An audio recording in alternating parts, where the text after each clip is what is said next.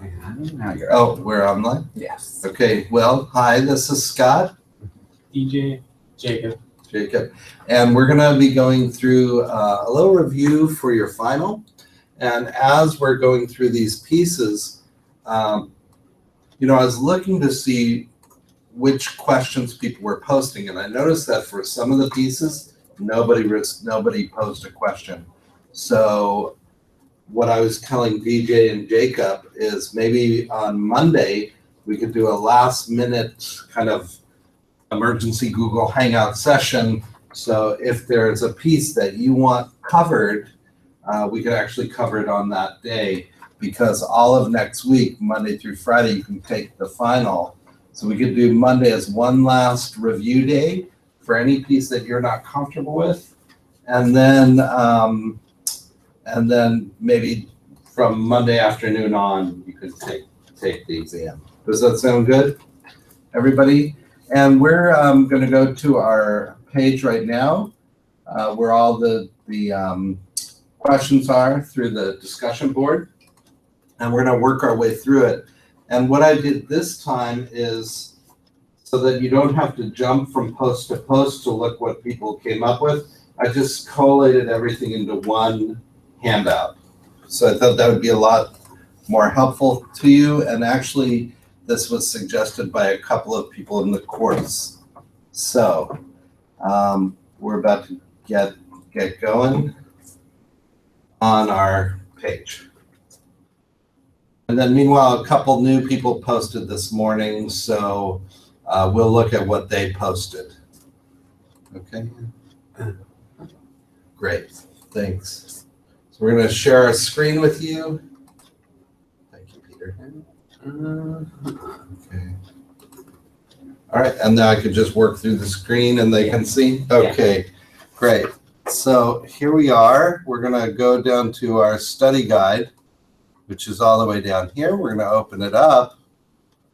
Now before I share with you what I came up with, it looks like, were there any new posts? Maybe not. So let's just go to the responses, the feedback that I gave you, and we'll work through it. And, as I'm talking to DJ and Jacob, they might have some ideas for what they would like to see covered on Monday, like a last minute Google Hangout session. Peter, does Monday work? Mm-hmm. But you guys can let me know too. When I say you, I mean people who are tuning into this can let me know too what pieces you would like to have me cover. And just put it in the... you can put it in the questions, a cafe section of our site. Just let me know what you would like me to cover, and then on Monday we can work on it. So, for instance, Wallace Stevens. Nobody asked any questions about Wallace Stevens, so that's of concern. A lot of you guys did wonderful jobs with the 13 different ways of looking at a blackbird parodies or takeoffs. I love the creativity there. I would like maybe to go over Sunday morning, maybe to go over Anecdote of a Jar, maybe to go over the 13 ways of looking at a blackbird. So if any of you would be open to talking a little Wallace Stevens on Monday, maybe we can do that. If nobody's open to it, maybe I can share some thoughts over the weekend, but I think it's better in conversation, because a lot of things can come up that I might be missing. So rest assured, you see in this maroon, I said you will be sure to get a 10-point Wallace Stevens question, right? No one's asking about it, it's coming, okay? So if you want to review it, let me know, and I'd be happy to review it. Let's go next to, drumroll, William Carlos Williams. A lot of people asked some really great questions, and I'm only focusing on those questions that I'm toying with using. I'm not going to talk about why I'm not going to use other people's. I'm just going to try to focus you towards what towards where I'm leaning. So I said I'm drawn to Rogelio's question about the housewife in comparison to a fallen leaf. And let me get my book. He says, I can see and I said, I can see broadening this question to talk about the use of leaves more generally. For instance, Williams tells us of noiseless and dried leaves. What is he trying to convey through the use of leaves? Okay, so if you remember, not only that idea of a fallen leaf, but at the end, there's the crackling of dried leaves. He does a lot with sound in that too, like silence and crackling. But I can see asking you a general question about the symbolic use of leaves. I also like Rogelio's question about what the speaker's reaction to the housewife tells us about him. I might ask in addition what his depiction of the housewife reveals about the speaker. That's a poorly written sentence. I would change that. We are, after all, seeing things through his perspective. So let me just, if you know the page number, let me bring up William Carlos Williams real quick. There might be a little delay here. Hold on one sec. And I'm particularly looking at the housewife poem. So here we go.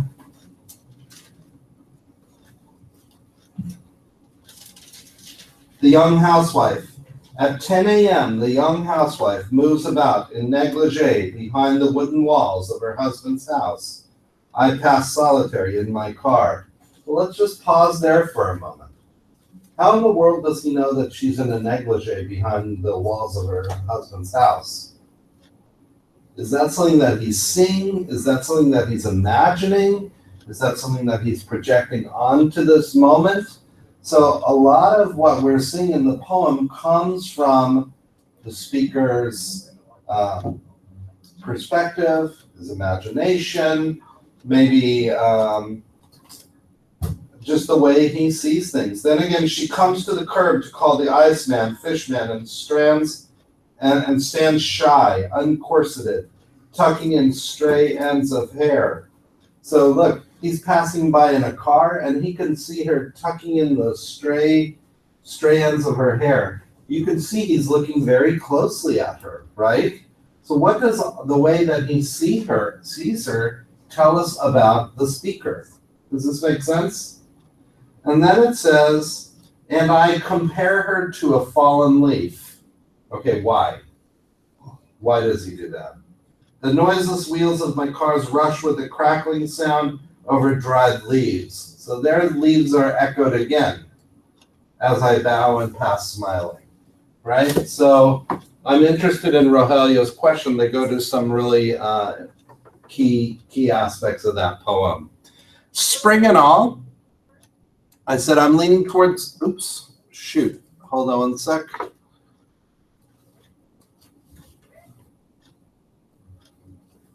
I'm leaning towards Brian's question about the use of the hospital in the opening stanza. Why do we think Williams used this? It never resurfaces in the poem. So why bring it up in the first place? How does it impact the way we read the rest of the piece? Here's how Spring and All starts. 1. By the road to the contagious hospital, under surge of the blue mottled clouds, driven from the northeast, a cold wind. Beyond the waste of broad, muddy fields, brown with dried weeds, standing and fallen, patches of standing water, the scattering of tall trees. And it goes on, but it starts with, by the road to the contagious hospital. Why bring that in? Is it to evoke a mood? Is there some symbolism? What is that opening image doing there? And how does that help us read the rest of what's to come? How does that inform some ways that we see the rest of the setting in those opening stanzas? Does that make sense to you guys? Okay, so I thought that was a really good question. Okay, is there anything, so William Carlos Williams, there were some other questions, but they'll be in there. but just not in your study guide session. We'll probably bring in a question about the red wheelbarrow, or this is just to say, right? They'll be in the quiz, just not in the portion that comes from you guys. Okay? Okay, there's Marianne Moore. Poetry.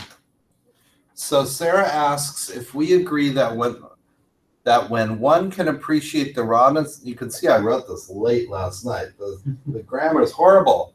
Sarah asks if we agree that when one can appreciate the rawness in the poem, one has a genuine interest in poetry. I can see asking something along those lines. I can see asking you to explain what Moore means by rawness. Haley asks us to look at it and analyze the idea that in poetry, there's a place for the genuine. I can see asking you to think about this and offer an analysis. So I would go through this, but if you go to the previous Google Hangout, did you guys hear us talking about Marianne Moore? Okay, we talked about Marianne Moore and we talked specifically about this poem. Okay, so you might check that out. We talked a little bit about William Carlos Williams, and we talked about Marianne Moore. Let's see. I can pick it up real quick, though. Let me find Marianne Moore. So poetry, it starts, I too dislike it. There are things that are important beyond all this fiddle. When he says, I too dislike it, she's saying, I too dislike poetry. Reading it, however, with a perfect contempt for it, one discovers that there is in it, after all, a place for the genuine. So what does that mean? Something genuine. And then later it talks about this idea of if you demand on the one hand the raw material of poetry and all its rawness, and that which is on the other hand genuine, then you are interested in poetry. But what does she mean by raw? What does she mean by genuine? And one way to get to that answer is by saying, what's the opposite of that? Okay? And look through the poem, because she talks quite well about it. A grave. Arissa gives us a lot to think about in terms of Moore's poem, A Grave. She asks us to think about what connects the sea to a grave. What are the characteristics Moore depicts that make it seem like a grave? And then she also asks how this poem would read without lines 16 through 19. So I think we should look at lines 16 through 19. Okay? So I'm seeing the wrinkles progress upon themselves in a phalanx, beautiful under networks of foam and fade breathlessly while the sea rustles in and out of the seaweed. So it gives us this kind of wave. You can hear those kind of waves in and out. It's very lyrical, right? Beautiful under networks of foam. You think networks, like there's some coordination there. And so that doesn't sound like a grave. And there seems to be another aspect to the waters here in these lines. So she's saying, how would it read if that was taken out of this altogether? Right? So that's an interesting question. To a snail, Vanessa asks us about the use of the occipital horn. She asks, what is the meaning or message behind it? I'm interested in the message part. What do you think Moore is trying to achieve through this detail? So this is another one of those kind of small poems. It says, if compression is the first grace of style, so it talks about compression from the very start, you have it. Contractility is a virtue as modesty is a virtue. It is not the acquisition of any one thing that is able to adorn, or the incidental quality that occurs as a concomitant of something well said that we value in style, but the principle that is hid in the absence of feet And you can think absence of feet, snails have no feet, but also poetry, metrical feet. A method of conclusions, a knowledge of principles in the curious phenomenon of your occipital horn. It's almost like the snail is in itself a poem. What is it about the, why bring us to that place at the very end of the poem? And you could see like there's not a lot of concrete details in the poem until we get to the occipital horn. So what is it that she's trying to achieve through that? Okay? Does all that make sense? Do you mean there's like it's all more describing until the very end, and then you have like something that's real? Then you have something that's concrete. Yeah. Right? So it's talking about qualities of poetry, a compression, a modesty. It is not acquisition of any one thing that is able to adorn or the incidental quality. So it's talking about the nature of poetry. But there's nothing concrete image-wise until we get to that occipital horn. And so what is it that she's trying to get across? Okay, here's E.E. Cummings. Unjust is one of my favorite E.E. Cummings poems, so you can just bet on the fact that there's probably going to be some unjust question, right? And I want to look at unjust because Sandra asks an awesome question. She asks the questions of how we would read Cummings's poem differently if it were written in a more conventional, traditional approach. How would the poem read differently without the collapsed, ooh, look at that, words and wide spaces? Within your answer, convey what Cummings is trying to accomplish through his approach.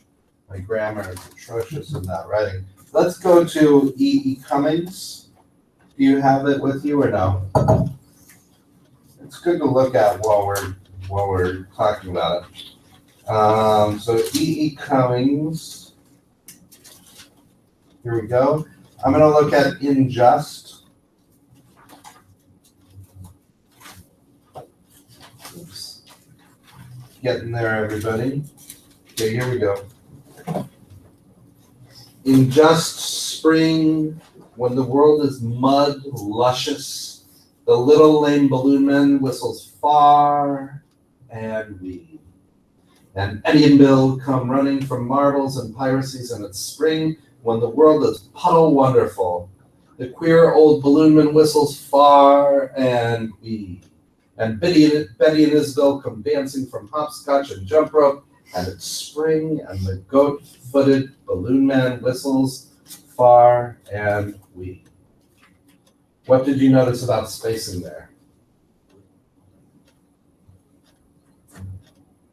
Did you see Eddie and Bill as one? Eddie and Bill and Eddie and Isabel. Eddie and Isabel.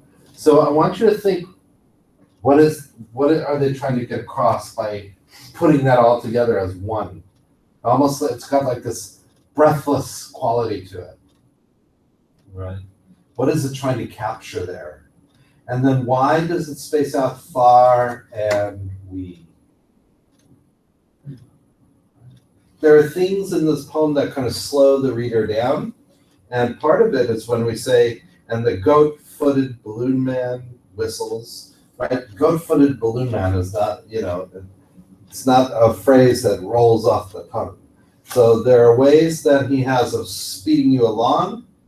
It's just spring, getting that excitement, enthusiasm of spring, that kind of breathless, childlike quality across.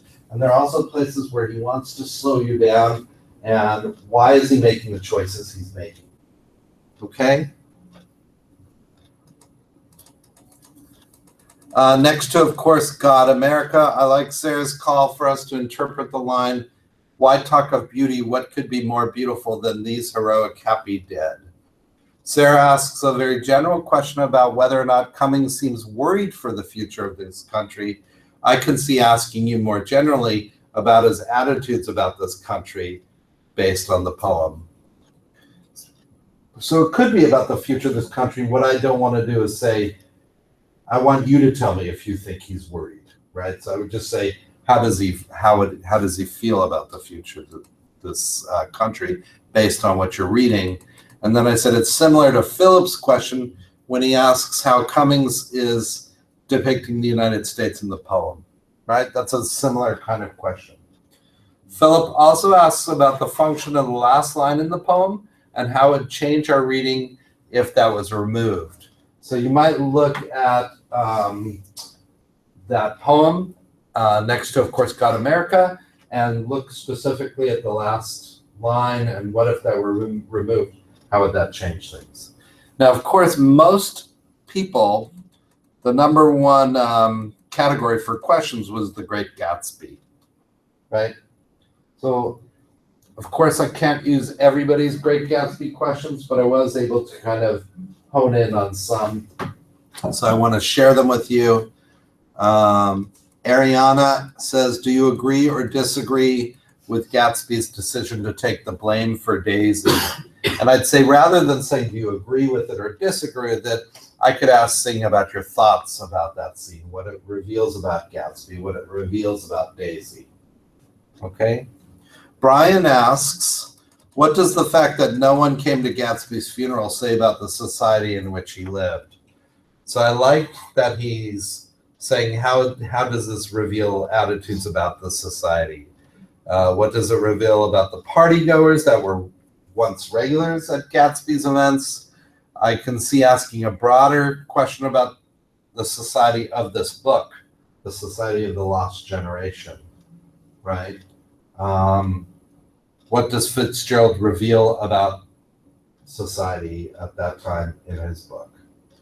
Right? Does he depict a shallowness, an anxiousness, an insecurity?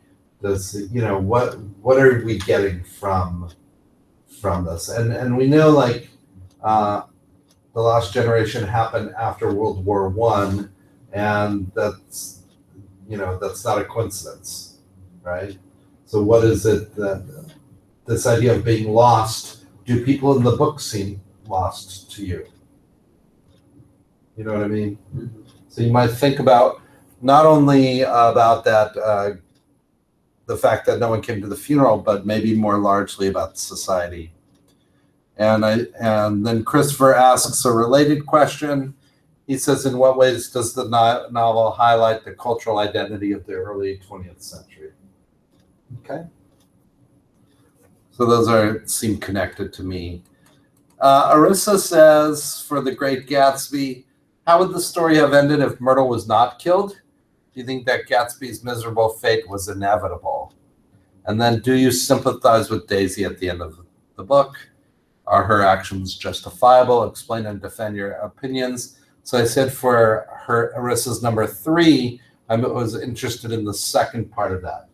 Do you think what happened to Gatsby was inevitable? Do you think it was fated? And then I am interested in your sympathies with Daisy. Do your sympathies change over the course of the book? Are you sympathetic, unsympathetic? Are you neither? Are you on the fence? Whatever your answer is, tell us why, if we do that.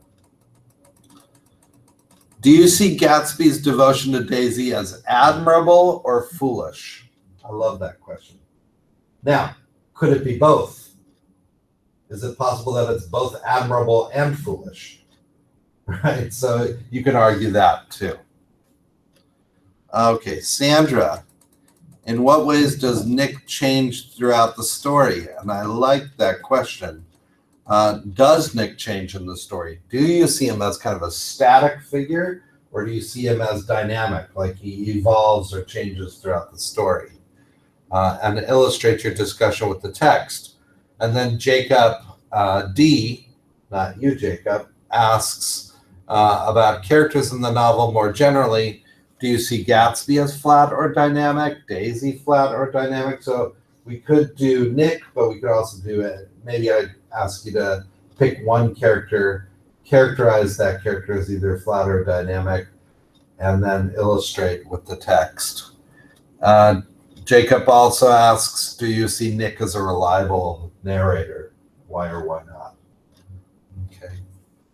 And then Christopher kind of echoes what Nick said. And since anytime two people are asking the same question, it gives me pause. So I'll consider that, right? Does he seem reliable? Why or why not?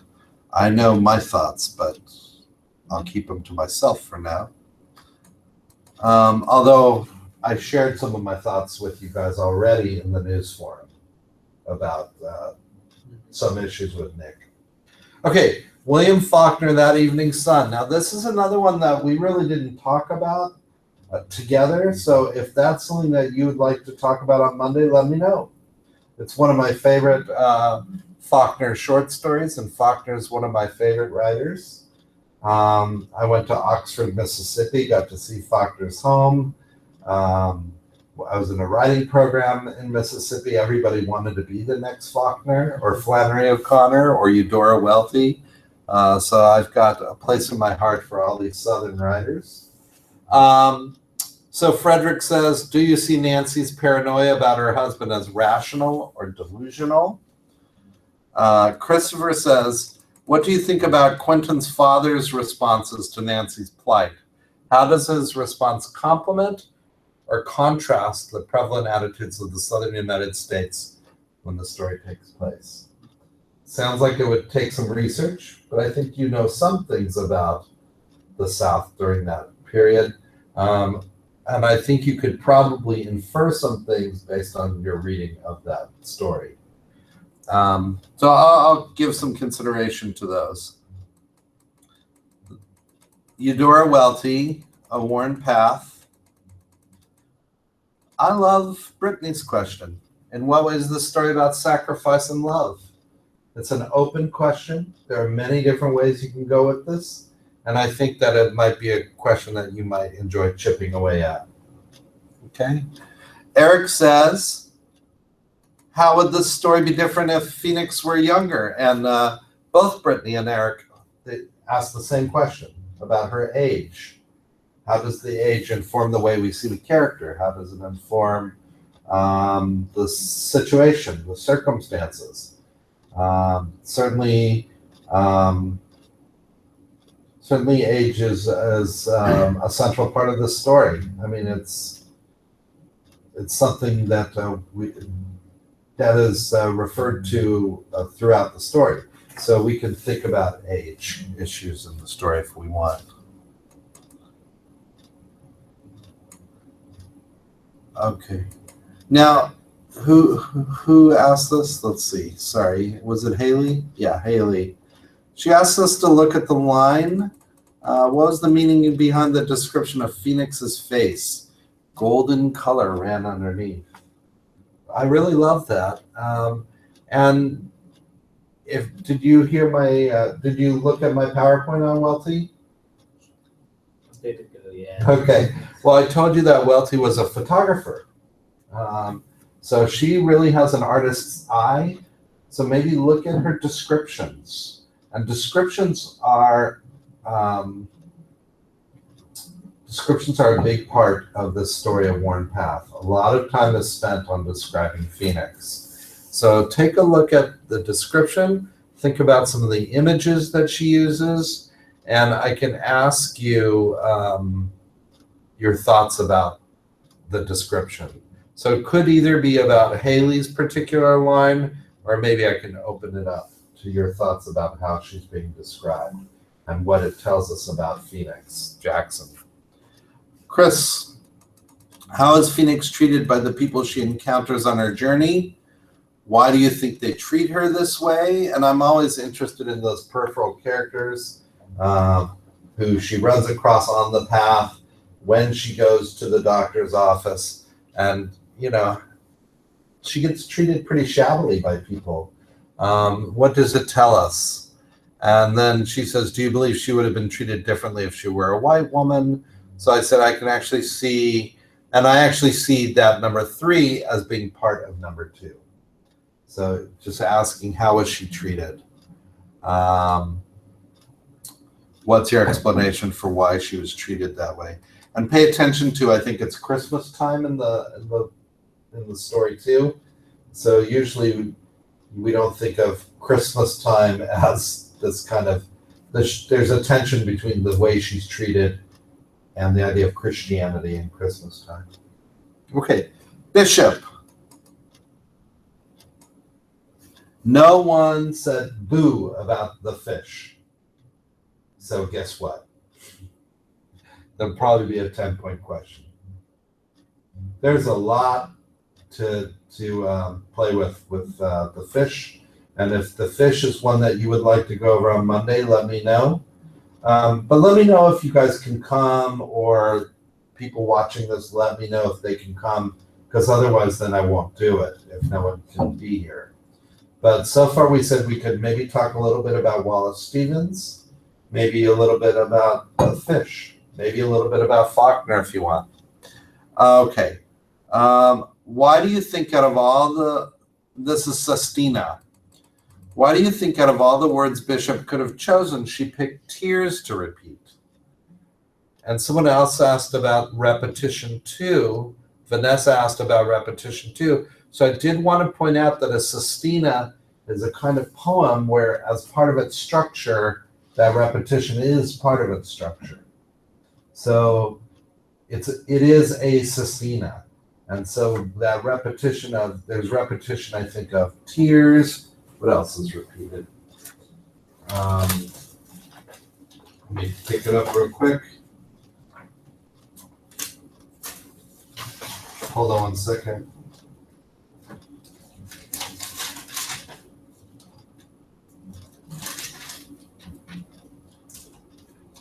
Okay, I got it.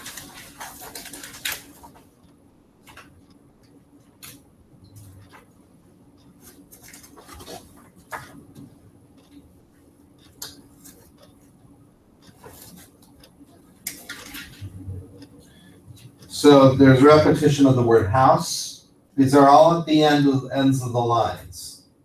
House, grandmother, child, stove, almanac, tears. Those are the end words in stanza 1. Stanza 2, tears, house, almanac, grandmother, stove, child. 3, child, tears, stove, house, grandmother, almanac. 4, almanac, child, grandmother, tears, house, stove. So you can see that this is what a sestina is. It's using those end words, repeating them, but repeating them in a different order. And then also, each time that you come across the word, you're looking at it in a slightly different context and a new way. So I could see asking you to focus on tears. Or maybe asking about some repetition in general in that poem. But do know that it's part of the sestina structure. In the Waiting Room is one of my favorites, Bishop pieces, so I'll probably do that. I said I'm not using Jessica's questions, but that doesn't mean that I didn't like her questions. I already had something specific in mind for In the Waiting Room, and it's probably going to be in your 10-point section, just to let you know. But if you want to go through In the Waiting Room, I would love to go through that with you guys. Okay, so just let me know. The Moose. I love The Moose. Did you guys like The Moose? Did you read it? Yeah. Why were the passengers so enchanted by the moose? How would the story change if the moose appeared earlier in the poem rather than at the end? Excuse me. Do you believe that the moose's appearance at night suggests that the encounter was simply a dream the speaker had? I could see asking a moose question for sure. One Art. This is probably Bishop's most famous poem, right? If anyone has heard about Bishop, this is usually the go-to poem, okay? Let's read it once before we go through the questions. Are you guys doing okay so far? Yeah. Is this helpful? Yeah. Okay. Here's One Art. Hold on. Sorry, everybody. Sistina in the waiting room. The moose. One art. The art of losing isn't hard to master. So many things seem filled with the intent to be lost that their loss is no disaster. Lose something every day, except the fluster of lost door keys, the hour badly spent. The art of losing isn't hard to master. Then practice losing farther, losing faster, places and names where it was you meant to travel. None of these will bring disaster. I lost my mother's watch, and look, my last or next to last of 3 loved houses went. The art of losing isn't hard to master. I lost 2 cities, lovely ones, and vaster, some realms I owned, 2 rivers, a continent. I missed them, but it wasn't a disaster. Even losing you, the joking voice, a gesture I love, I shan't have lied, it's evident. The art of losing, not too hard to master, though it may look like, write it, like disaster. So notice that they go from losing keys to losing an hour, and it keeps ramping up to losing a continent, a city, or whatever, to losing you, right? So, the questions. Do you believe the speaker's okay with loss? Or is the poem simply cursing all the losses they've had over the years? So I said, I love this question about the speaker's feelings about the loss through the poem. When the speaker instructs the reader to lose something every day and accept the fluster, it sounds like she is asking us to come to terms with loss. Notice how the losses become more and more dramatic in each stanza. What does the speaker feel about loss? What is Bishop trying to convey about loss in this poem? Eric asks a similar question about what Bishop is trying to convey about loss. He says, do you think the speaker is trying to say that loss comes easily or that life goes on after loss? Do you agree with the speaker's message? So some general questions about loss. DJ, my friend, here's what you put. You had 2 questions. You said, what if the speaker opened up the poem by telling us the loss of the loved one? So it ends with saying, you are losing you. But what if it opened with that? How would that change? What if the whole sequence of losses were changed? How would that change the way we read the poem, right? And I'm really interested in that. Why? Because then it goes to what was it that the writer was trying to achieve by bringing it in at the very end. Why do you think that the speaker's attitude towards mastering the art of losing changes in the end of the poem from the art of losing isn't hard to master to the art of losing's not too hard to master, right? There's a difference. I am leaning towards your number 3. Especially since it was echoed by others. Frederick talks about a snowballing of loss, and you can see it kind of getting bigger and bigger. So I said, I can see asking you about the impact of these losses and how they are experienced in the poem. And Sandra asks a similar question in her set. So 3 people thinking about the sequence of the losses, the snowballing effect. I can see doing something around that. Sandra also says, how might one have interpreted the poem differently if she hadn't included the small 1 to 2 words in the parentheses? So where she says, write it. Why is that in there? What is she trying to say? What is she doing there? How would it read without write it? I love that question. And it's one that I've actually thought of too. I thought about that too before. So here's the line right here. It's what we just read. Okay. So I'll give some thoughts to that. Diving into the wreck, Jessica says, what does the speaker mean when it says there's a ladder? The ladder is always there hanging innocently. And I think she compares it to floss. It's like by the side of the boat, the ship. So I can see asking you what the ladder symbolizes. And there does seem like some sort of transitioning down, using the ladder down into the water. And then the ladder could be like a gateway, like what is there anything significant about the ladder?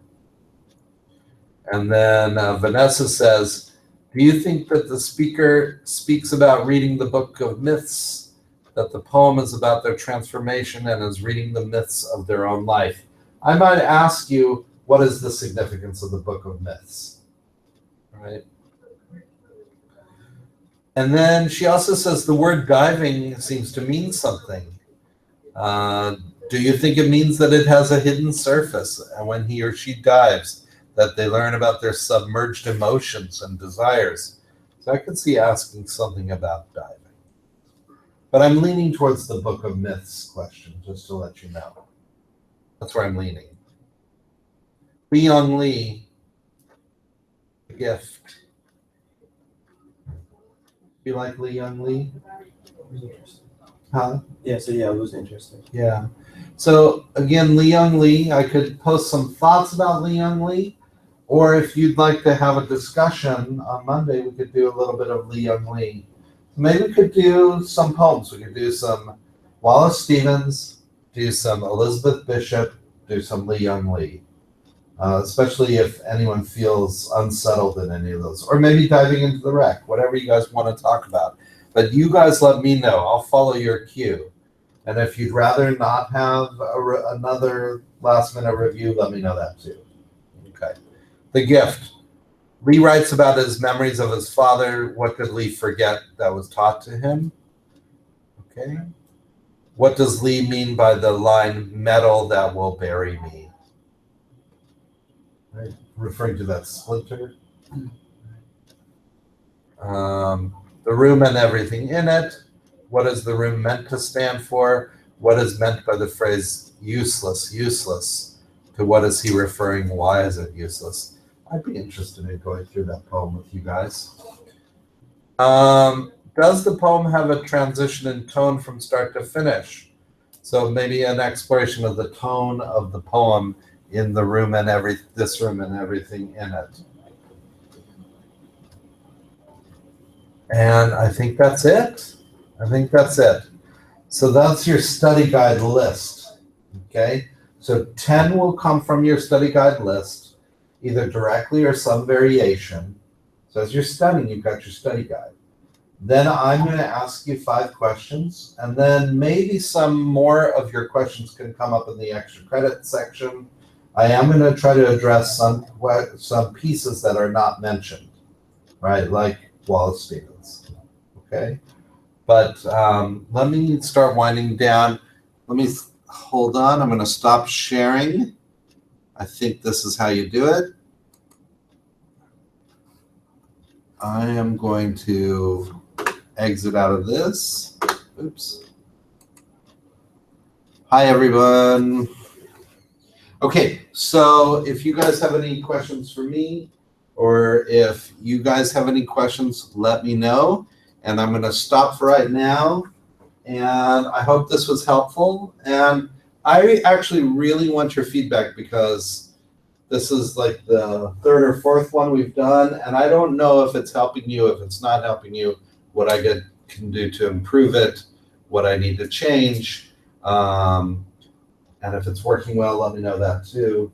So anyway, I'll see you guys. Have a great weekend. And then if you have questions, please ask. Okay? DJ Jacob, say bye. Bye. Bye.